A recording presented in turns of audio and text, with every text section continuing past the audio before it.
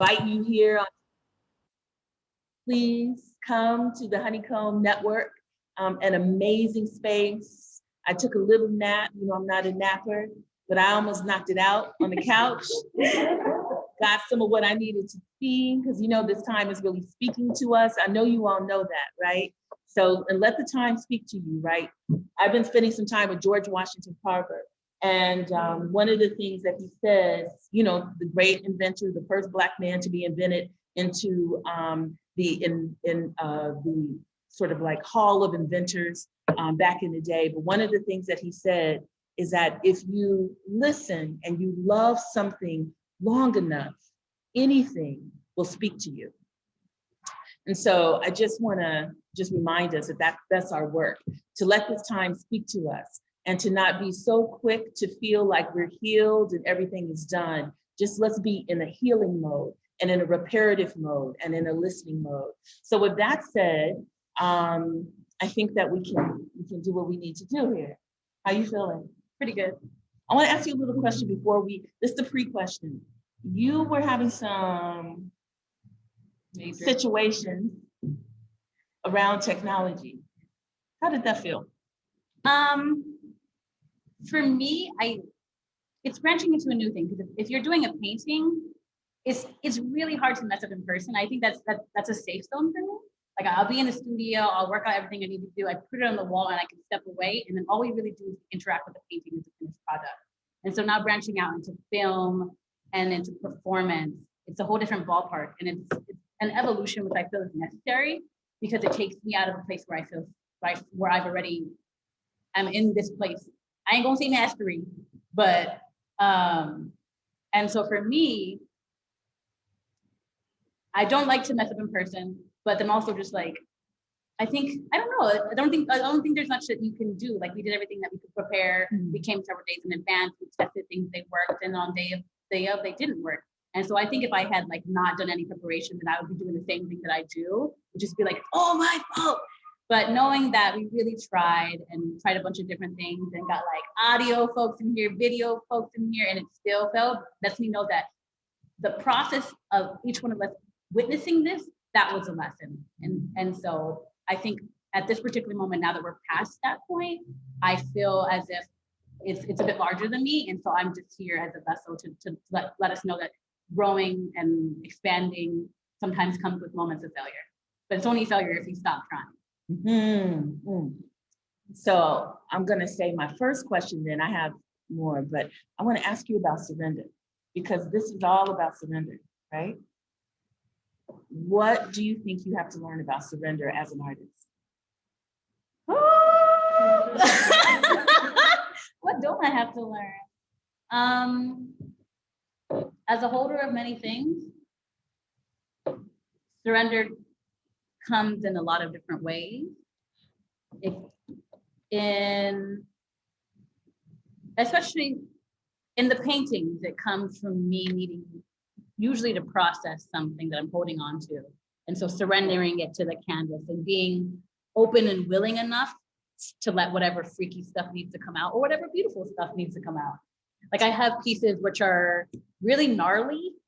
I have pieces which are really traditionally beautiful, and I have everything in between, which is why and so much of the show speaks to like my spiritual evolution, and so much of who I am, even in this like portrait of me, which is like traditionally beautiful, on the side of it, there are these energies. Because I don't ever think I want to portray something which is just like clean. Mm-hmm. And then in my spiritual journey, surrender is I think the only reason that I was able to survive today. Mm-hmm. Like, or, you know, just like so much of my journey through mental health, and through feeling around age 13 that I carried particular energies of me with me, water, spirituality, the sisterhood of this divine feminine energy that I find myself in the place of, surrendering to that. I think I learned to float in a jacuzzi. Not quite the same, but I had always been terrified of water, but I think the process of finally letting go and trusting that the water would carry me is very much how I feel about these works. And I don't know how to quite to put into words, but surrender set me free. A lot of what this piece is about, which is, you'll see it in the virtual one, but it's a painting of me surrendering to the water, and then kind of this like huge relief. And that is all about distilling content warning, dealing with the heavy weights of suicidal ideation for about 13 years. And then getting to a place where I was really trying, doing everything I'm supposed to be doing, eating right, exercising, going into nature, writing, journaling, and still just like trying, just feeling like I was barely making it. And then going to the lake and it being cold as heck, windy as F, and just feeling like I had done everything that I was supposed to do and everything. I was still like an absolute failure. Sound familiar? Anyways, not at all. This is very different. And in that moment, I stood in front of the 31st water, the beach, and I just gave up. I gave up. I had nothing more to give. I was tired of trying. I didn't have anything left. And the water carried me. And so I don't really have words to express because I don't think it's anything that I could capture in words, which is why I made a painting. That's why I make paintings, because sometimes the words leave me, but there was something about going in front of the water and being like, I can't carry it anymore. Please help, And it did. And from there, it got a lot lighter. It's been a process of that surrender. And so that painting has always been my way of saying thank you. Yes. For just making it a little lighter, So. Yes. Well, that's why we're here, right? Because really, I think the reality is anytime you enter an art space, you're agreeing to witness, right? And, and that's our work, right? Is the whole space with the artist, right? The whole space and let the dialogue happen, right? Because, each of these works has their own energy. And I don't mean energy like energy. I mean real energy, right? They have their own energy. The intention with which you painted, the sitter, what was happening in the room, all of that comes through, right? What the day felt like, all of that comes through. So you have said that divine gratitude came from you hitting rock bottom. And as you said, this series of works represents really an evolution of your own spirituality. Say more about that evolution. Say what you can about that evolution. Yeah, I think coming from a place where, continuing forth is difficult and everyone has their own particular experiences with that. But for me, it's always been quite real. And so quite real. Quite, you got that. Real. Wait, can we get the witnesses? If you've ever been in a quite real space, just raise your hand. A little too real. We were all like, quite. Yeah. I'm like, can I have my right? Yes. Can you do this? That's right. Sip. Mom, don't be worried. I go to therapy. I just haven't gone in 3 weeks. It's been a tight schedule, but I'm gonna go back next week. We got her. Mom, we got it. I'm okay. Yeah. And so I really started I realized like after the water moment, something shifted and I could feel that like whatever I needed to let go of, the water had received. And of course it wasn't just like, I'm walking on sunshine like the next day. But it was gradually better. And I felt like if there was some type of generational weight, some type of generational curse that I had released into the water. And so even if I was in a place where I was just now dealing with my own, like I've been here for 31 years, I picked up some things, like it was different from like 500 years. And that was the shift. And so I was like, okay. So I was like, okay, so first is the diet, changing my diet, what I want to eat, and then really stepping into like my spirituality process, my wellness process. and then figuring out why am I here. And for me, that I know it has to do with portraits. There's just something about like the people I love and seeing us and having a chance, like drawing a portrait. It's you're present with somebody in a way that we don't get to be present with one another often.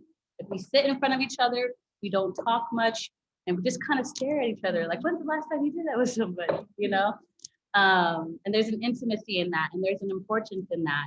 And then so much of like us by us, like when I hear people come in when they say, when they come into the spaces, like it's the first time that I've had paintings look like me, to have the power, you know, it feels larger than me. And so I feel like I need to share. And then Chicago has taught me so much about activism, about action, about how to utilize your skills, whatever they may be, to do something that makes the world just a little bit better.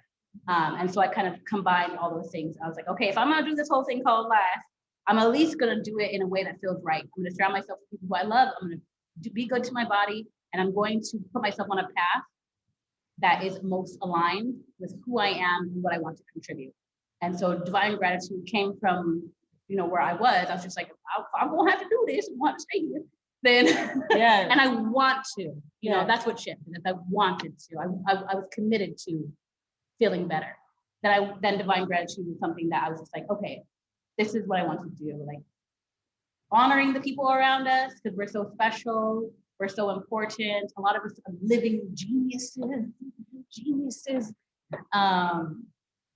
And so taking the time to acknowledge that and celebrate it and honor it and to archive it and to contribute to our own history. Like these paintings ain't going nowhere, they're gonna outlive us all. Yep. You know. Well, I want to ask you about that because they will outlive us all, you know, and you know, in Gringo Stoica, Guillermo Pena, he asked a question that has haunted me for 20 years. He asked the Mexico City performance artist, he asked, are you a citizen of space and time?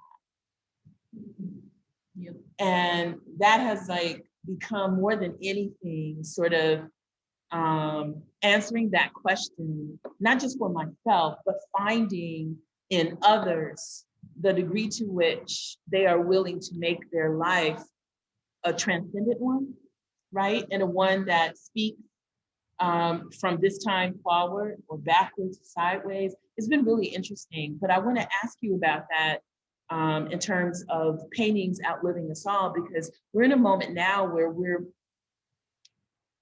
there was a time when representational paintings or figurative paintings were beginning to feel, or at least our art world was saying maybe they were anachronistic, belonging to another time. But I think that in a time that has been so much shaped by how we feel about Black and brown lives, right? I wanted to ask you about what it means to be making representational work, and what it means to be making representational work as an Afro-Latina at a time when visibility is important and political.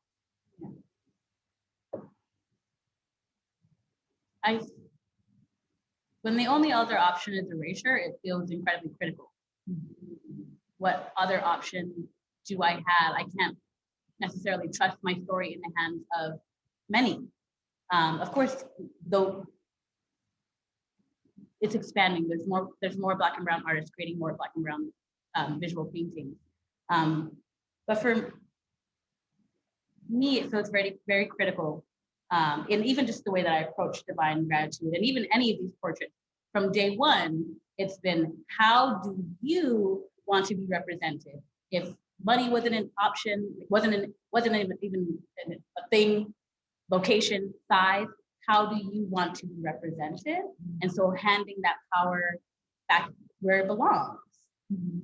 And so I think for me, I'm incredibly intentional about how I do this representation, because it's just like, and Joe Neal is one of our beautiful paintings. Joe Neal was the first person that I painted.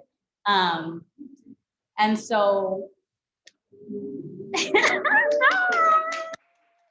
Jonah was the first of these large scale paintings. And so the way that I approach it is I approach people who feel like kin, people who feel like me, who are kind of sometimes in two worlds, also Jonah also being Afro-Latina, Latin, you know, so many different terms. And so I think there's power in giving people the right and the space to say how they want to be seen forever. And then you put a painting into a place for a long time, and it shifts the energy and it shifts reality. Because now, you know, a little girl or a little being can go through space and time and reality and not see anyone that's represented. And then they can go to this one church, which is where this one lives, and just see this huge painting of somebody that looks like them year after year, day after day. And I can tell people sometimes they're like, painting what? But they really have the power to hold space, change reality, and do so over a duration of time. And so I think those are all the things that I kind of think about. Like I think of how the work operates when I'm not there. And that's a fun part too, just knowing that holding space.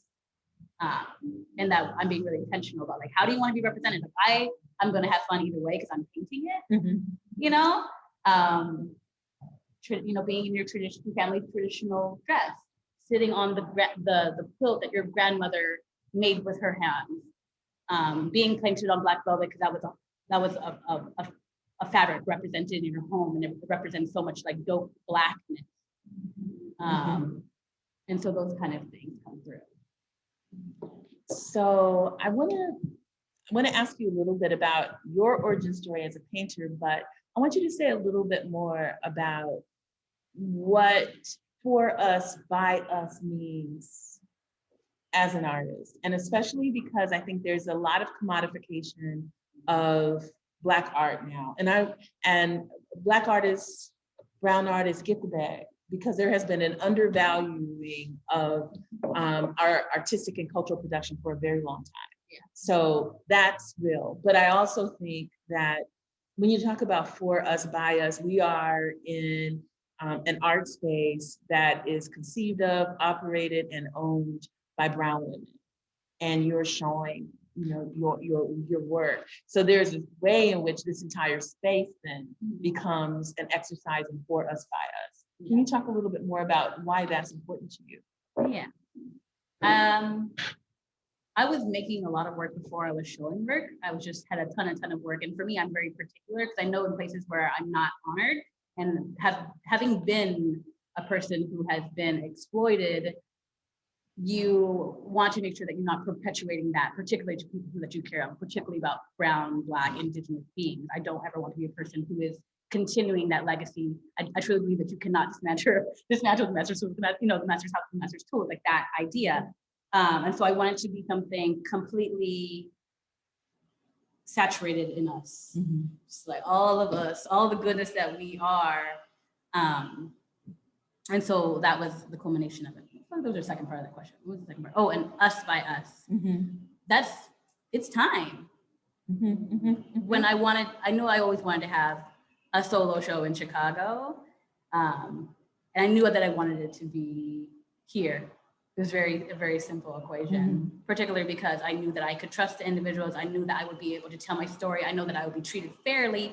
I know that I could dream as big as I wanted to. I know that I was in a divine feminine space. I knew I was in a brown space. I knew that there were going to be no limits on my creativity and no limits on what I wanted to do. I knew that I was going to be supported by the sisterhood. And I knew that with all those things, that literally the only limitation was myself. And I wasn't going to hold anything back. And so there's a freedom in us by us, because then I can also give that to another person. So when it comes to a portrait, anything you want, babe. Whether that be in the physical realm, whether that be in the spiritual realm, whether it look like something kind of like a Western portraiture, or it's like literally just like an abstract thing made with like middle bits and like your old toenails. Like, I am here for it. Like, and so I think that freedom and the joy that I have of how much I love us and how much I have been saved and supported by Black and brown women. I have a responsibility. I feel like I'm here to do something with that. And so that is what us by us means to me. That means that, like, I pour into the cup that pours into me, that pours into me, that pours into us. Come on. Woo, right? Because one thing that I want to say here is two things that are coming through my mind, and I want to ask you about your origin story. One is because of some other work that I'm going to be doing tomorrow, I have been revisiting the Black Panther 10-point platform.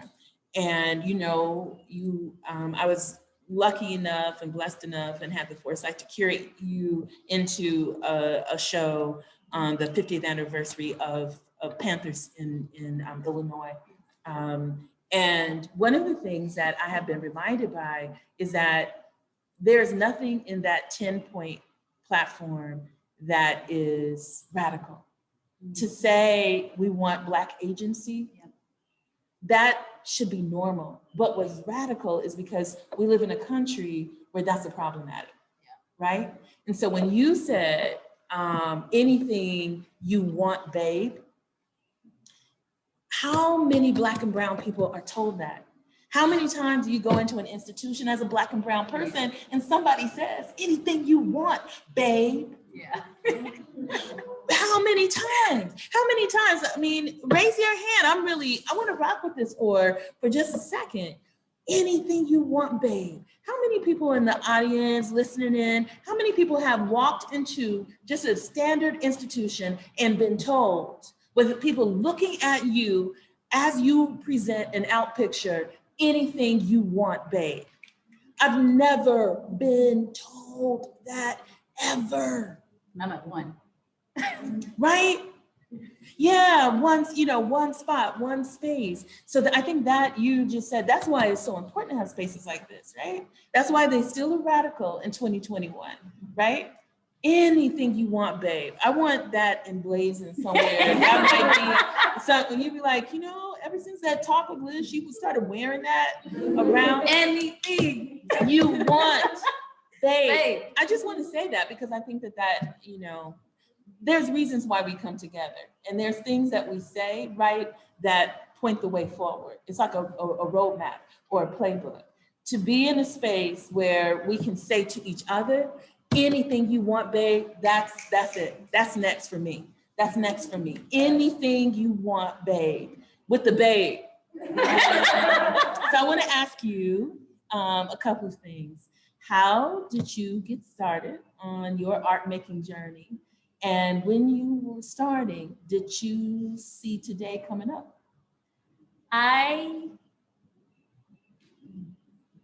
Yes and no. For me, it's always just been kind of like this pull within me.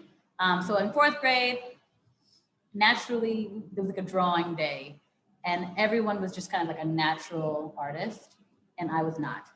Maybe this is just like my Virgo technical mind. I was just like, okay, boom, boom, boom, trash, boom, boom, boom, trash. I was like, all right. And so there's a stubbornness in me, but I knew that I was interested in it. I knew that it was something that was beautiful. And I continued to take art classes through high school and continued to be quite consistently not so great at it, or I would be good at like replicating other things. And so that shifted. I was in my art school, 17 years old, and a theme park commons art shop. So it's just like came and did like their little spill. Like, who would like to draw like in theme parks, make your own money? No, she was like, that'd be kind of cool. And so me and like all of us art kids took the job. Everybody went to caricatures, and then I saw portraits, which was naturally the hardest one. But there was just something so beautiful about it. We had the highest commission rate because we had the highest rejection rate. I had about 2 weeks training, and then they threw me in a sweaty Texas theme park, and I was asked to do portraits 5 minutes from the side, 10 minutes from the front, hundreds a week, really quick. And I just met the first artist who really loved her craft, Rita Kirkman, and she was just super quick, did not give a crap about your feelings, but it was just like really technical and loved it, had it down to a science, and like boom, boom, boom, boom, boom, and would capture people's likenesses in a way that was just so gorgeous to me. And then after working in the theme parks for 7 years, I hit like my 10,000 hours while I was just doing portraits, farmer's tan, color tan. And something just started to shift. It didn't matter who sat in front of me, magic would happen. It didn't matter if I knew them. It didn't matter if we looked the same. It didn't matter if originally I was like, nah. As soon as we like sat in front of each other and then like that 5 minutes passed or that 10 minutes passed, just kind of like all this conditioning started to melt away. I think in the intimacy and in the tension and being present with another person. And so that's when I kind of started to get the bug. And then randomly, I went for my associates. I was like, I'm still gonna do this art thing. I still really dig it. I met another painting instructor, and I met my first painting instructor, and he taught me like the fundamentals. And then suddenly I could paint. I think I just needed to have a painting instructor that really loved to paint. And I was like, oh, okay, sure. And he was like, you should get a mentor. And so I like Googled painter in San Antonio and like knocked on the person's door. My mom took me to Blue Star Arts Complex, and I was like, would you like to be my mentor? And he was just like, and he had a friend kind of like Tracy. He was like, you should do it. Mentor her. And so both of us, not really knowing what that meant, became like this like pair. He was super harsh. It was just like, you're not looking at it, you're not seeing, you're not present, it's like all fabricated, nothing, you're not that pretty. When it came to like doing portraits, like just actually look at it. And so it like really broke through those layers of kind of like the idealized beauty and those kind of things, and the nitty gritty of drawing. Suggested SAIC. I came through to SAIC just knowing that I wanted to go to art school. And then he just happened to mention Chicago. I applied for a couple places in Chicago. Was it? It felt right. It was the right size. I also got into New York and Boston. But there was something about Chicago, the music, the location, the people, that I just had a feeling that this was it for me. So without having been here, I just kind of moved here, and I've been here for 10 years. So it was a great choice. And then started the process of like entering a very conceptual, particularly whitewash institution as a portrait painter, as a figurative painter. And it really called me to step up to figure out the why. And so a lot of these large pieces, I got into one of the hardest departments at SAIC, which is the advanced painting program. Everyone applies, 10 people get in. It's only like the creme de la creme of painters. And everyone's stuff is like, pretty conceptual. I won't, it's very different from mine. And so the second time around I got in and was really asked, why are you painting? What is the purpose? Why does it matter? And those questions were rough, of course, but they helped me to kind of get onto the track of like, okay, so why am I actually painting? And then as soon as I had an answer to those questions, the first thing that came out was just like beautiful black and brown paintings of us. And so I went from just being like painting things from life to painting life. Well, I know that I have a question at the end. I have many, but I'm just going to have one. And I know you have a couple of questions for me. So if you feel comfortable switching over to that, we'll do that. And then we're teeing up everybody, whether you are online, thank you, or here. I think we'll be able to take 2 or 3 questions. So start thinking of your questions now. That way we'll be able to get them going. All right.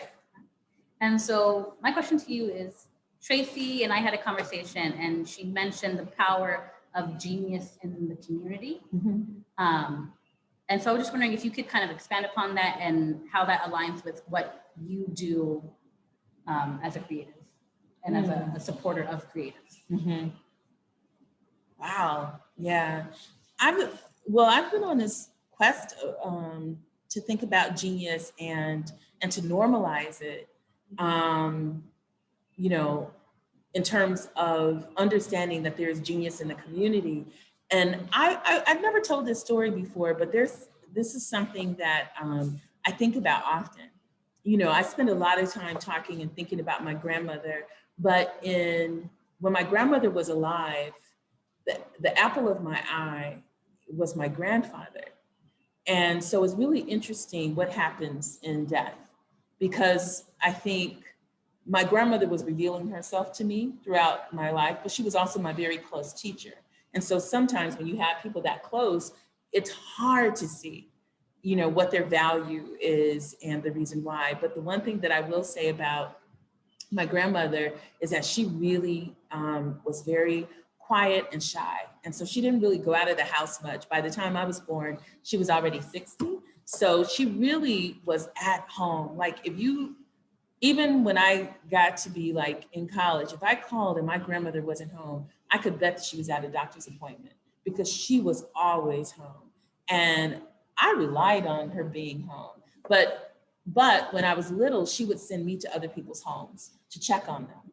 So she would say, go down the street, and see if Mrs. Green is okay and what you can do for Mrs. Green. And I remember one day going into a woman's house that my grandmother asked me to visit, who didn't come out either. And this is something I will never forget, even as I say this. She may have been what we would call a hoarder. But one thing that she did in her spare time was she made rabbits from old fabric, and she would sew button eyes for them.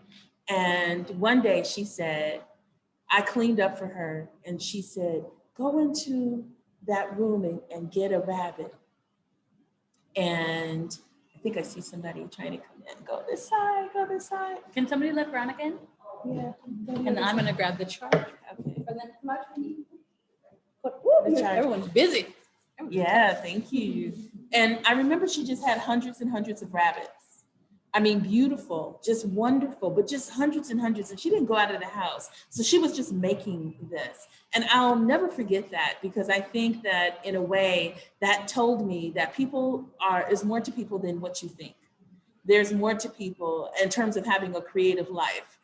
This woman was a creative, and she made the same things over and over. I wish I had one. She gave me a rabbit. I remember when I ran home and I showed my grandmother that she was making rabbits. But I think that, I don't know if I can translate that story to you, but the wonder of it for me was quite incredible. And I think I've been, ever since then, been waiting for people to show me what their superpower is, right? And understanding that everyone has it, right?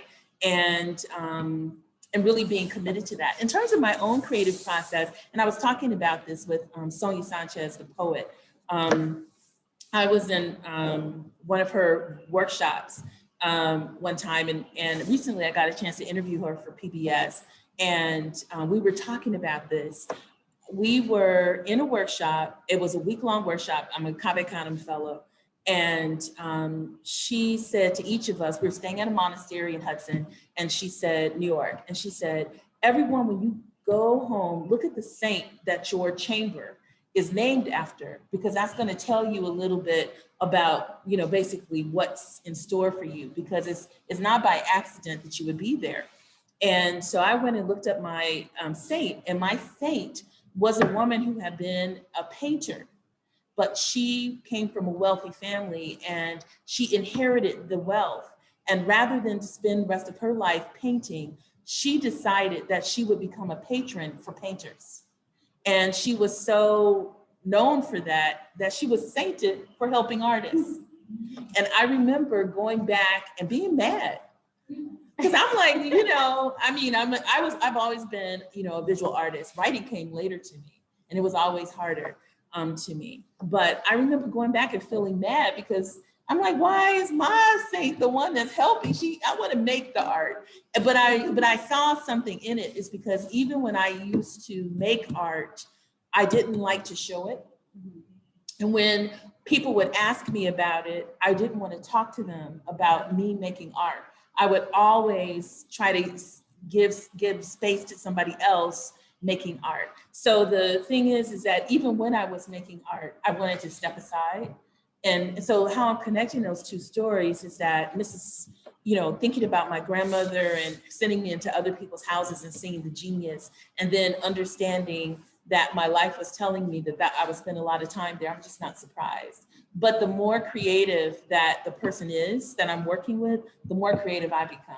The more able they are, the more that I can pull. Like Spencer, who is here, when I saw his work, I wanted to speak back to his work, because he's like you, he's such an extraordinary artist, and both of you are going to have these incredible careers. It's already written. But anytime I see an artist who is making work, like, I don't care what is happening, I'm gonna make this work. Something comes out of me that says, okay, let's push. Let's push. And I think that's just the artist in me. Yeah. I'm one of those push people. It was me, Glow, and Veronica who just yes. in the back. I was just like a fan of Rootwork Gallery, and I was just like I was a fan girl of Rootwork Gallery and of Tracie. And then Tracie talked to me, and I was like, what? Like, and then continued going to Rootwork Gallery and just fell in love with the energy of the space. And it was always just a dream of mine that I was just like, if there's any place that I think like the realest and most just like from the earth artists come from, it's Rootwork Gallery, just like the caliber of the work. And then Tracie invited me and Glow and Veronica, and I was just like, wait a second, if I put these two sentiments together, that means that there's something in me, And so thank you for pushing me, because I definitely was one of those people that had just like a gigantic studio full of artwork that got shown every once in a while, but not to the extent that it is now, and it's very much a big part. Yeah, but we needed Glow to lace those walls, though. Gloria here, right here, Talamantes, because I've been so into Glow setting the space and wanting Glow to be in the piece. And when I saw Veronica's work, seeing work in her home, I was like, what? You painting like this? And I had already seen your shine, because you're also a very patient person.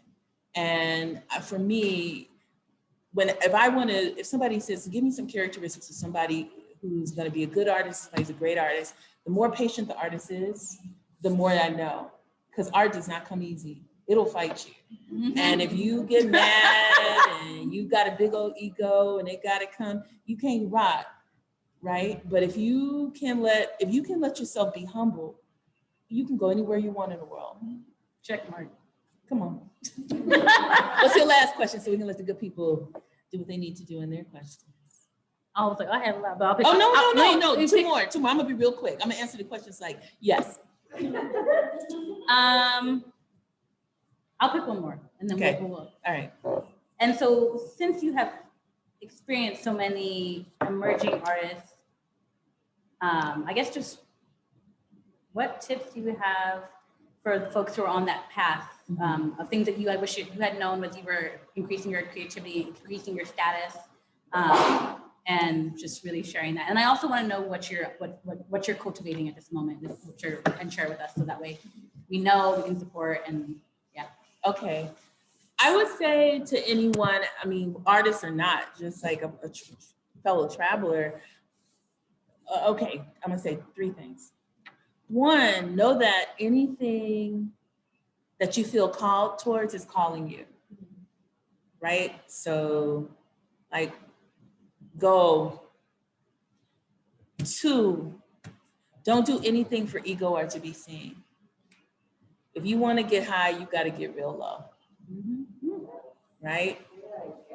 No, it's true. If you want to go high, you got to get real low.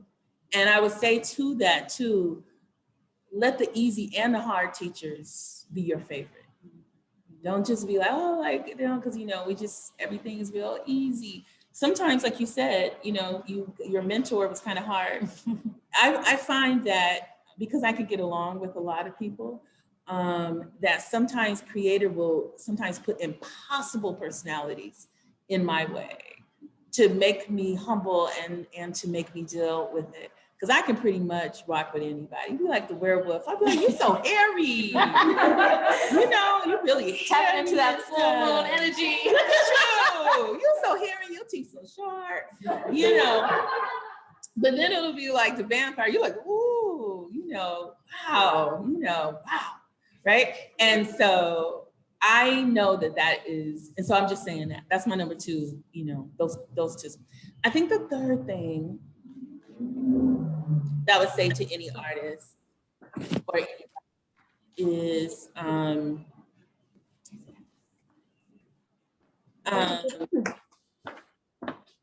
would say it might be like, don't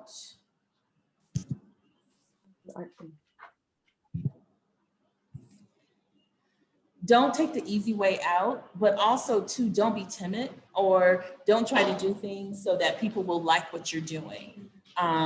That's probably it. Just do it because we're like doing some things here, everybody. We're connecting some things. I did this computer as much today. Yeah. What am I cultivating? So that's my third thing. I would just say, just do what you need to do and just push.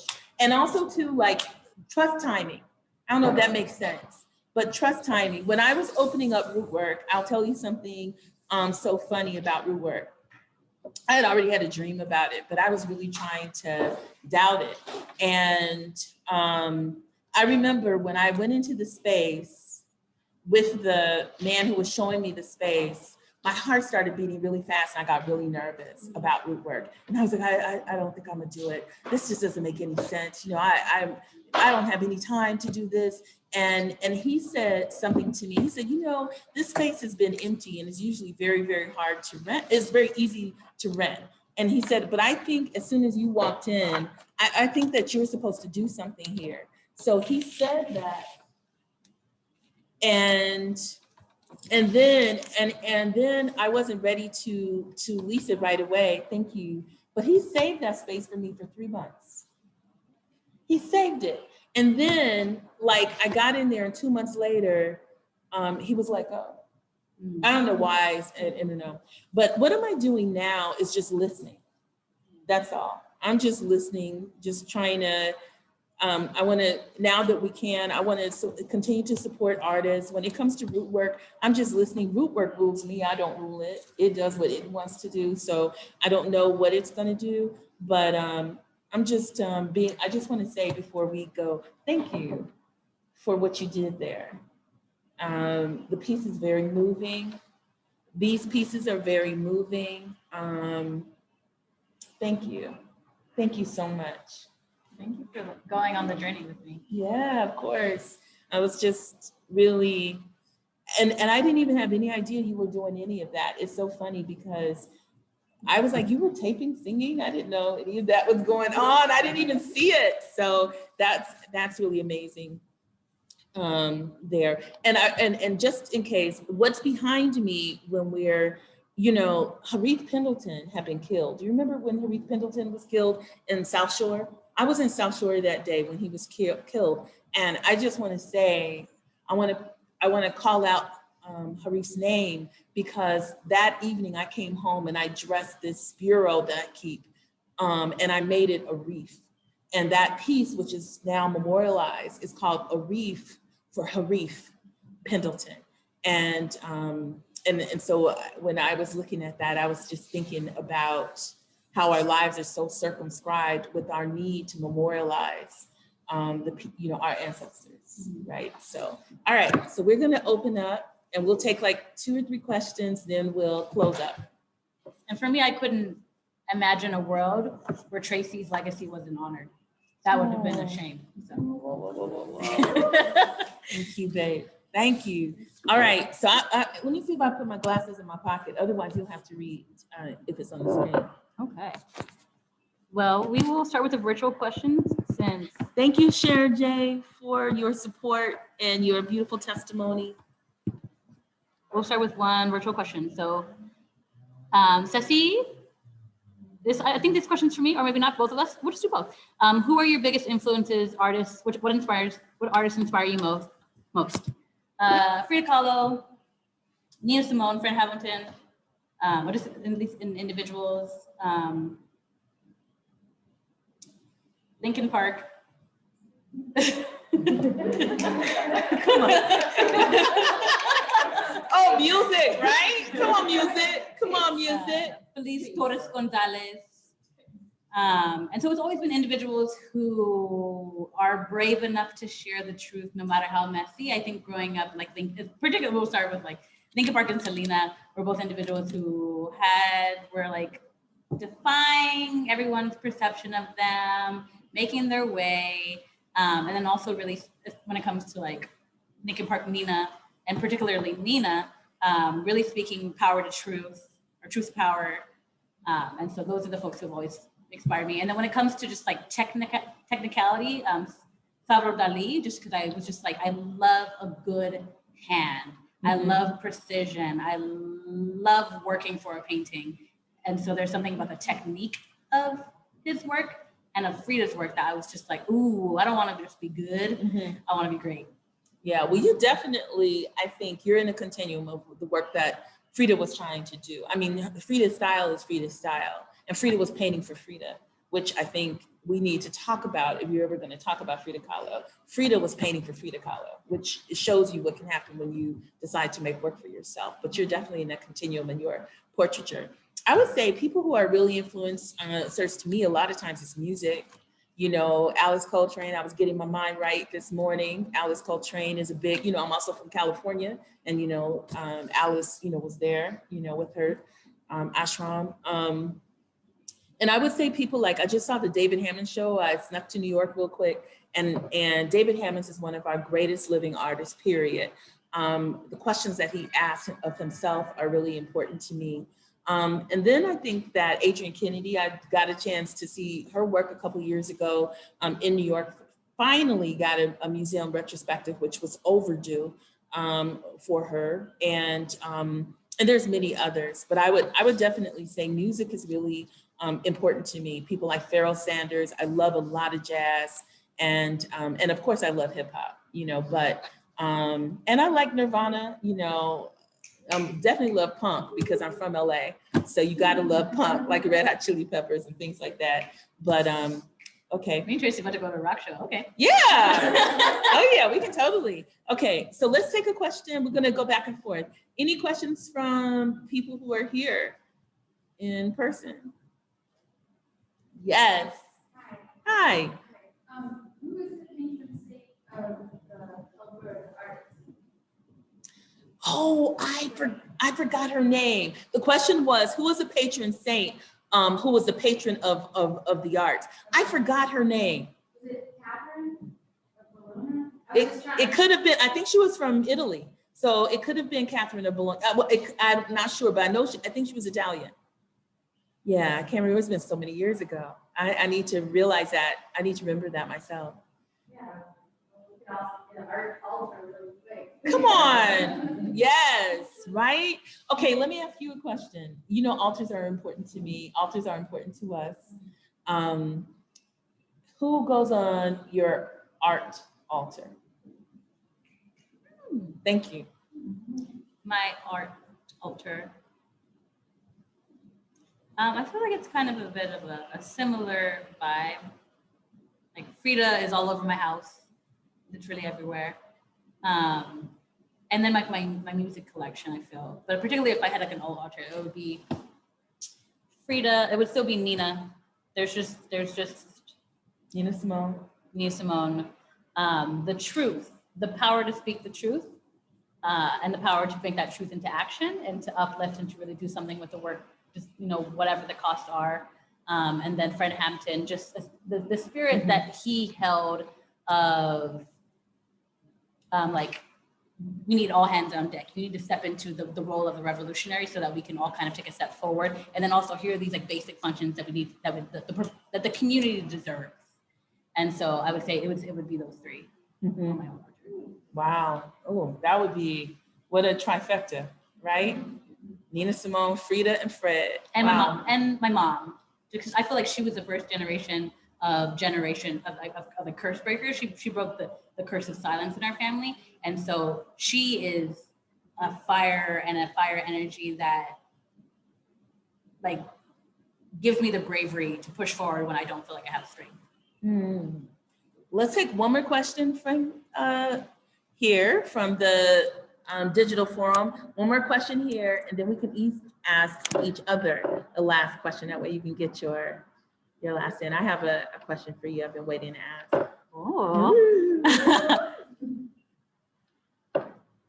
I'll just read this one as I'm looking. I see Tracie as a genius who not only stands on shoulders and welcomes others to stand on hers, but continually is looking over her shoulders for those whose genius is promised and they don't even know it yet.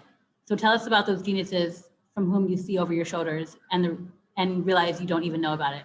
I feel like we did a good job of answering that one. Thank you, by the way. I'm really humbled by that. Because meanwhile, I finally got a TV after 12 years. And when the man installed it, he said, do you want me to put the batteries in a remote so it's ready to go? And I said, no, I'll just move the screen because this is a smart TV. And so when somebody says genius about me, because he was trying so hard not to laugh, because I really thought that a smart TV meant, It makes sense. So anyway. There are many. That's why it keeps you humble. There are many types of geniuses. Right. I have also demonstrated that technology genius, maybe not so much. I know. Me and you are, that's why we rock together. You can't have it all, y'all. You can't have it all. And so do either of you, Liz and Tracie, think that you are in the future you envision as a youth? What makes you a revolutionary? Ooh, who are these asking these questions? I think that was to me. What? Oh my goodness. Ooh. That is an amazing question. Oh. I don't think I could have imagined something this awesome. I feel like it took a while for me to get on track and to really feel healthy. And now I'm in a place where I really do feel great. I'm just like bursting into tears. This life is better than I could have even imagined. Just even looking at these y'all in front of me, and the fact that I share community with so many great individuals, like this, the fact that I get to wake up and this is my community, and I'm sitting here in my solo show, and the fact that sometimes it really freaks me out that I made these paintings. I feel like there's a part of me that kind of like, the magic that is beyond me and the vessel, just a channeling of them. And so for me, I don't think I could have ever imagined a life this good. And I know that I'm only on the path for it to even get better. And so I'm incredibly grateful because I don't think I could have imagined that life would be this awesome. Wow. Well, what makes you a revolutionary? I want to ask you that part of the question because that's such a profound question.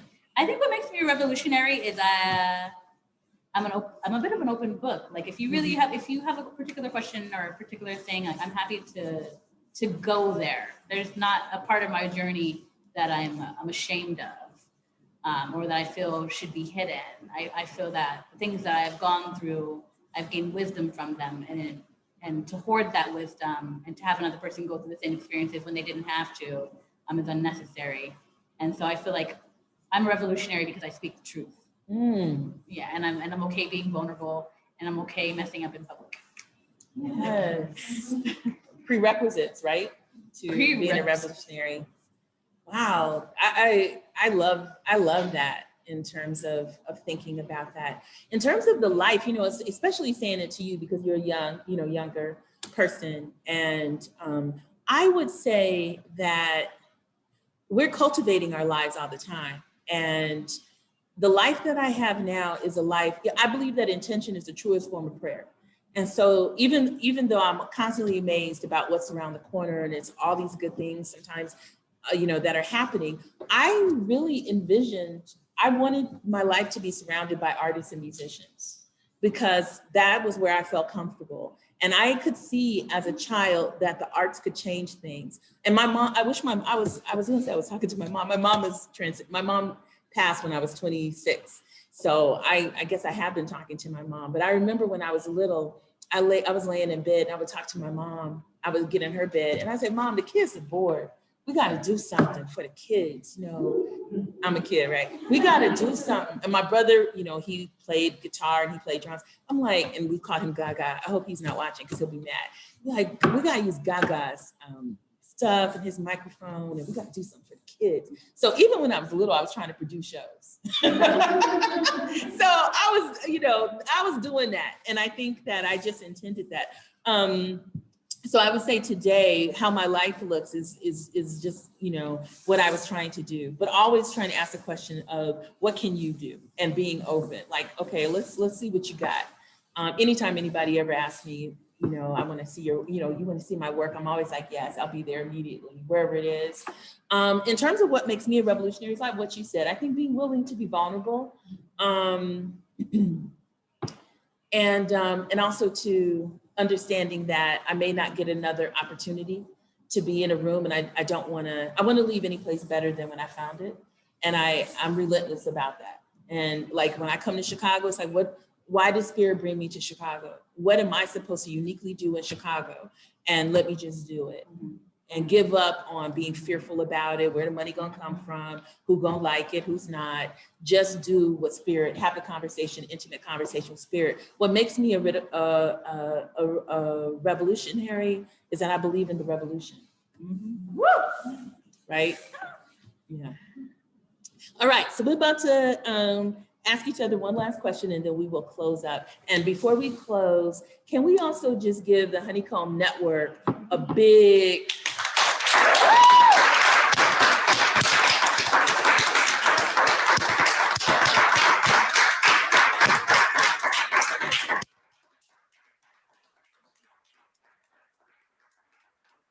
and tithe, you know, my family is a very religious family, some of them, and I'm not like that religious, but I definitely believe in a law of return. And so one thing that I learned that liberated me is that a big part of, you know, Christianity at least, and many world religions, is the giving to others. And a lot of times it's like, well, giving to the synagogue or the temple or giving to the mosque or giving to the church. And, you know, that's how you rock that way. But if you're not in those spaces, give to small businesses run by Black and brown people, give in lower income neighborhoods, invest in those communities. You know, if you're trying to, you know, if you're paying a lot of rent up in Chicago, get 5 of your friends and just try to buy a space. You know what I'm saying? Invest in your community, tithe that way. And so, you know, please support Honeycomb Network, buy things, give of time, come and support them, and let's let this be the moving towards the 15th and the 20th year anniversary of this spot. So what I want to ask you is, I want you to close your eyes. I want you to get grounded. I want you to, you know, get in a power position. Go ahead and put your hands on your knees, or you can, you know, do this, you know, to connect your thumbs, because, you know, we get a lot of energy out of there, whichever way you want to rock. And I want to ask you to see yourself as a successful artist, a wildly successful artist 5 years from now. So see everything that you can see. Take a minute to do that. Then I'll ask you a question.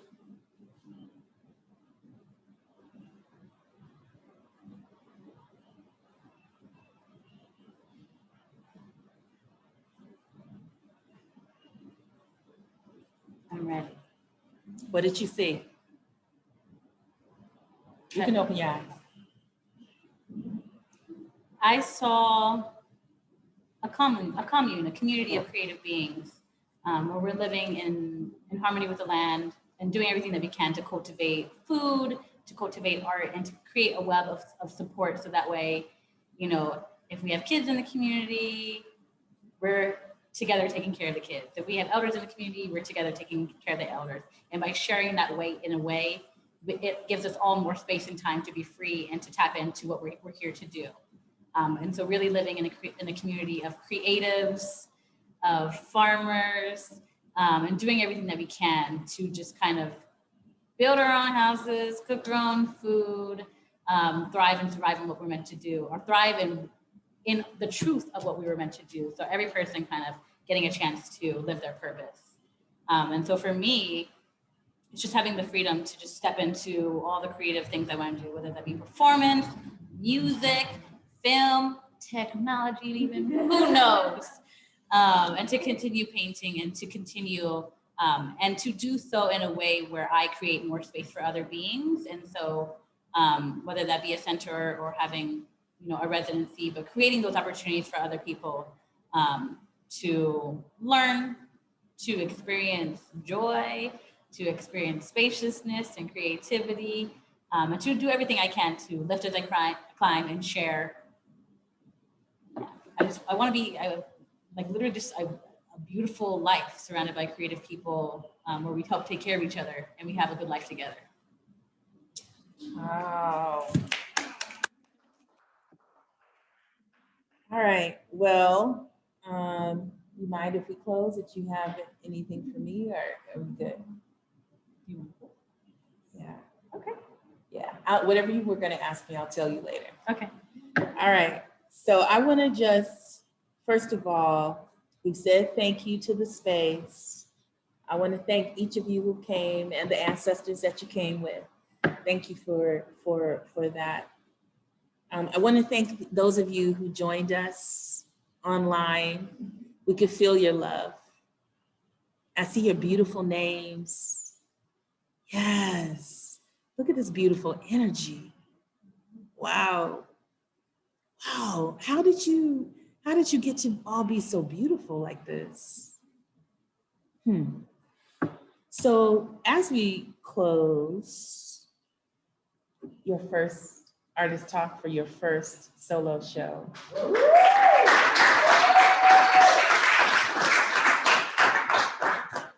I want to thank you in advance for the commune that you will help to create and all the healthy food, the fertile land that it will grow on, for the art that will surround that space, for the web of support that will be offered, for all the kids, all the babies who will benefit from that, from all the elders that will feel fulfilled and seen and honored in that space.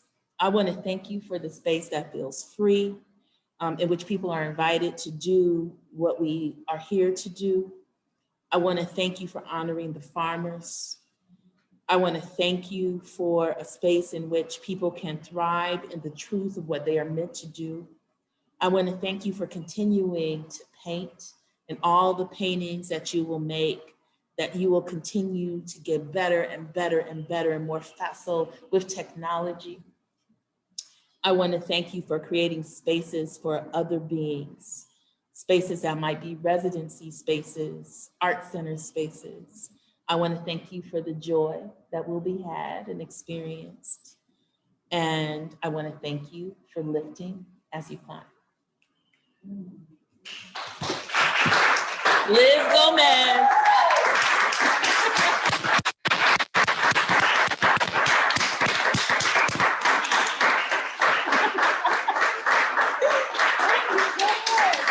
She's getting a standing ovation, you all.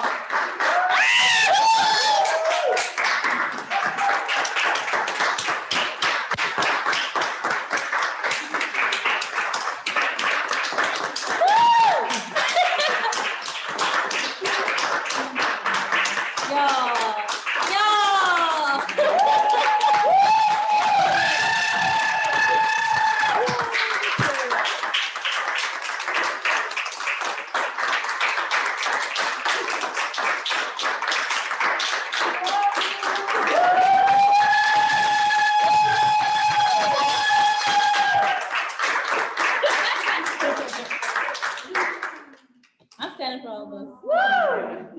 Thank you so much, y'all. Got me incredibly grateful. I hope that that something here resonates with you today, and that you also have, you step into whatever it is you're here to do, and let today be an example of just keep going forward. You don't have to have the entire A through Z all set up. You just got to know A, B, and B will get you to C, and C will get you to D, and somewhere you'll find yourself in the place you're meant to be in, surrounded by the people who you're meant to be in. And I'm so grateful for having this community. And this is just one moment of many. And so I'm incredibly grateful that we got to enjoy every bit of this experience today. The tech, I wouldn't have changed anything about today. Just I'm just really, I honestly wouldn't. I'm so grateful. Because that's just a part of the process. And so we take it as we can. And so thank you. And I know that we're a little behind schedule. And so the idea is just to kind of do a bit of a walkthrough. And so just walk through together to the space. I'm going to pop in the link for the virtual walkthrough for our virtual crew. And that's it. It's so good. And if you have questions, I'm very easy to get a hold of.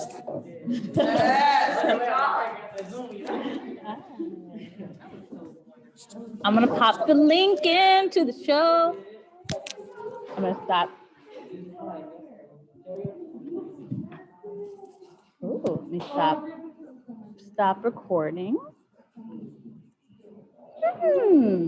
Patel. Hi. And a shout out to Sailor, who is the creator of this visual masterpiece.